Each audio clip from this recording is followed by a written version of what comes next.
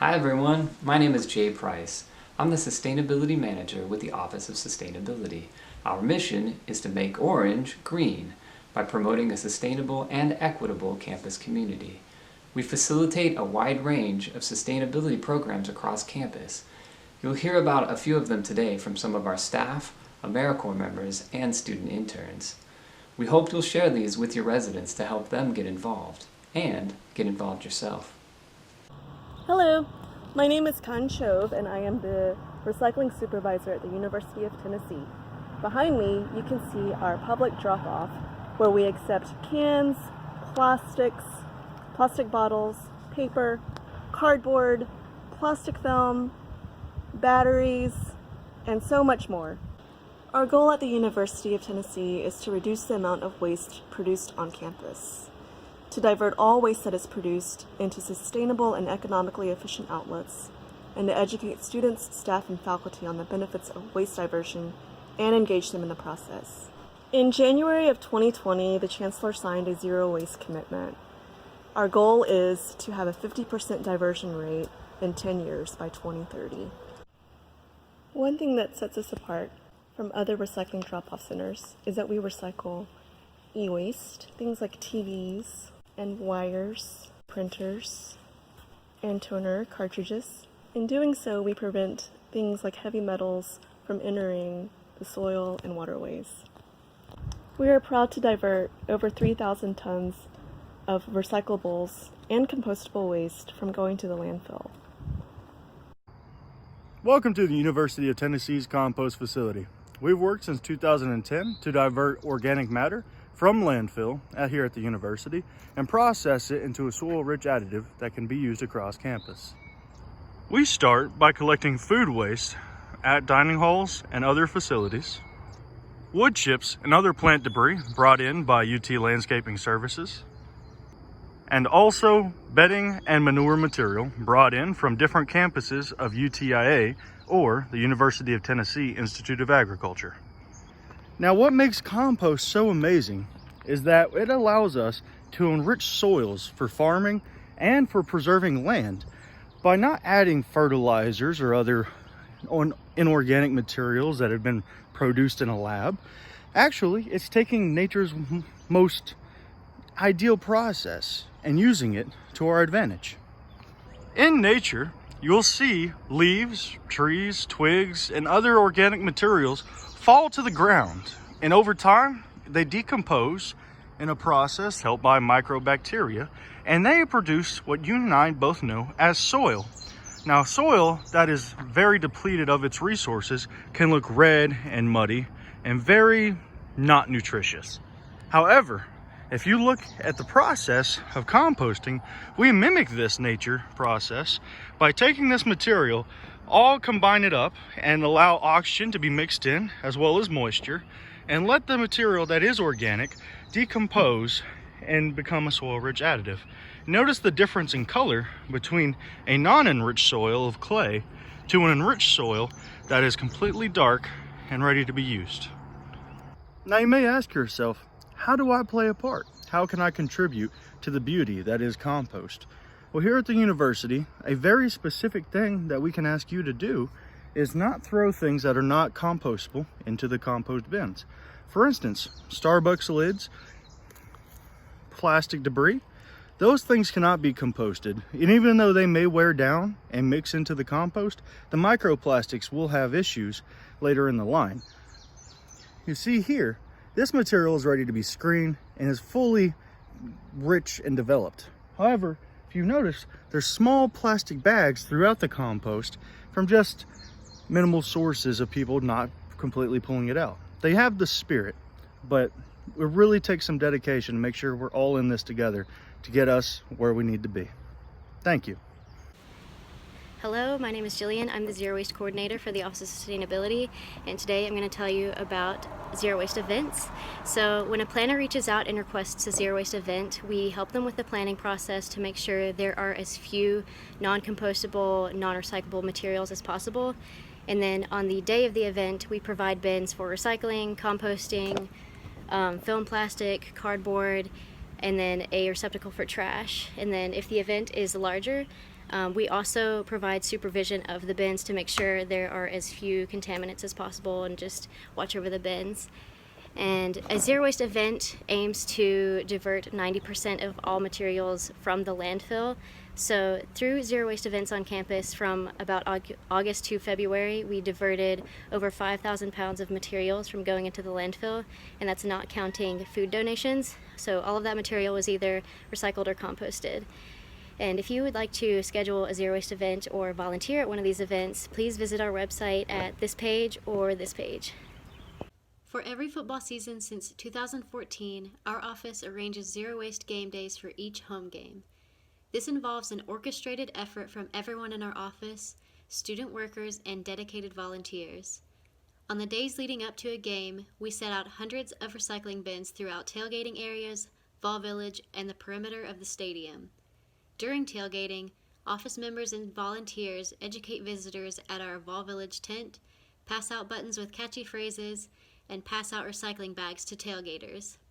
These staff members and volunteers are donned with green Waste Warriors shirts to stand out against the orange. We educate fans on how to recycle and why it's important.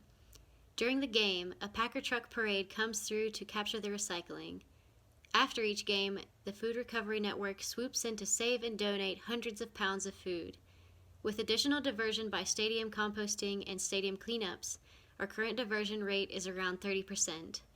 In the 2019 season, we recycled approximately 10 tons per game of recycled material, donated over 12,000 pounds of food, and composted 12.7 tons of food waste. We hope to achieve a true zero waste goal of 90% diversion in years to come. If you want to be a part of Zero Waste Game Days, check out our social media before or during the season for volunteering information. Hi, I'm Leah McCord, Social Impact Coordinator for the office. My role on campus is to help ensure that we are addressing equity issues with our sustainability programming. Did you know that about 40% of the food produced is thrown away? We work to reduce that number on campus by ensuring that excess food goes to feed people in our community. You can help with this mission by joining us for recovery with the Food Recovery Network or making your event zero waste. I also coordinate the free store. We take donations from campus and the community and give everything away to students. Our motto is everyone is welcome, everything is free. Follow sustainability on Instagram and Facebook to see announcements about pop-up shops around campus. It's also my pleasure to work with students like Natalie and Brandon, who you will meet in a second, and to visit classes and organizations to educate on these important issues. Thanks. Hi, my name is Natalie McPherson Segrist. I am a senior forestry student and an intern at the Grow Lab. And my name is Brandon Owens. I'm a senior plant sciences major, and I'm also an intern here at the Grow Lab. The Grow Lab is an experiential learning lab on campus. We are half urban organic garden and half microprairie pollinator habitat. We are exploring ideas that reduce food insecurity for students and increase wild green spaces on campus. We host tours, workshops, and volunteer days, as well as provide space for classes and organizations to grow their own produce. Any produce grown by myself, the student garden manager, is donated to Smokey's Pantry, the local campus food pantry, as well as other nonprofit organizations in the area. Visit us! Hi everyone, my name is Heather Brinton. I am the Alternative Transportation Coordinator with the Office of Sustainability. I will be discussing transportation options available to UT students. The first one I want to discuss is the T-Bus. Routes run all over campus. They recently added a route to Ag Campus, which is really helpful for a lot of students. You can find information about this on the Parking and Transit website or the Ride the T section of your UT app. They have options for students that are trying to get around at night or have disabilities or injuries and need help getting around campus throughout the day. The next option I want to discuss is the Knoxville trolley. They have a route called the Orange Line that runs all through campus and goes to downtown. This is free for all riders. It's a really good option for someone that just wants to spend the afternoon downtown. We also have the CAT buses that you'll see around the city. These are not free for students, but there are semester passes for $130 for 130 consecutive days if you want to check those out. The next option is biking. So if you do not have a bike and that's how you want to get around campus, the Utah Bike Shop, located at the bottom of the T-Rex near the loading dock, they rent bikes for a day, a week, a semester, whatever your needs are. It's a really good resource for students. If you do have a bike and you bring it to campus, they will help you fix it, teach you how to repair them, help you with part replacements. And another big thing is registering your bike on campus, which is a requirement.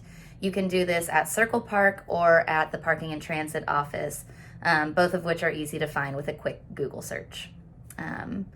But other than that, Knoxville is a very walkable city, bikeable city, pretty easy to get around downtown.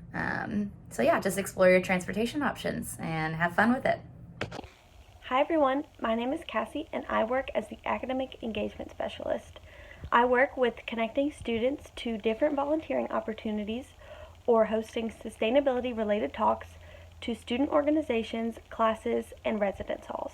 But my main role is to advise our sustainability internship program, which allows students of any background in any major to create their own sustainability-related project on campus. Even if you are not involved in this program but have ideas for sustainability-related projects, you can apply for funding through something called our Green Fee. Now, let's hear a little more from some of our students about their internship projects. Hey guys, my name is Julia Pilo and I'm an intern for the Office of Sustainability. I work with the Mug Project. The Mug Project is the initiative to end single-use cups on UT's campus by incentivizing the use of reusables. So if you bring your own cup, you'll receive 70 cents off drip coffee or fountain drinks and 15% off all specialty drinks. There is no coupon or sticker needed, just mention the Mug Project at checkout. Hi, my name is Simon Jolly and I am a sustainability major as well as an intern with the Office of Sustainability. So there are a variety of student organizations which your residents can get involved with to make a sustainable impact on campus. SPEAK, Students Promoting Environmental Action in Knoxville, is one great example, which does a lot of great work ranging from talking to administration about different policy changes to planting pollinators around campus. Sunrise Movement Knoxville is more politically driven and is nationally dedicated to passing a Green New Deal, as well as gets involved with local politics. And then the SGA Environment and Sustainability Committee, it does some great programming events throughout the year to educate students on their environmental impact, as well as host a holiday market with local vendors. So these are just a few great ways that your residents can make Orange green. Hi everyone! Today I'm here to tell you about two different competitions you'll be involved with our office throughout the year. The first is the Power Challenge. Now this program runs the whole month of October, and the word power is actually an acronym that stands for Programs of Water, Energy, and Recycling. So the whole point of this competition is to get your water and energy uses down and your recycling rates up. Now, the second competition, which was previously named Recyclemania, but now has been renamed the Campus Race to Zero Waste, will last throughout the month of February. This competition is not only a competition between residence halls, like the one in the fall is, but is also a competition nationwide. This past year, for the first time, we actually got in the top 5 of our division for the per capita section. We're really hoping to keep that going. But for this competition, the main goal is to be as zero waste as possible. So we want to get our recycling rates up when we can, and we want to get our trash rates low when we can. Now, during both of these competitions, there will be ways for you and your residents to earn more points. Some of these may be through creating and attending programs, while others will be just putting up sustainable information throughout the hall. Make sure to encourage sustainable practices all throughout the year, but be ready to kick things up a notch when these months come around. Thanks so much for listening. If you want to learn more or have any questions at all, feel free to reach out to us at one of these outlets or email us at sustainability@utk.edu. Thank you.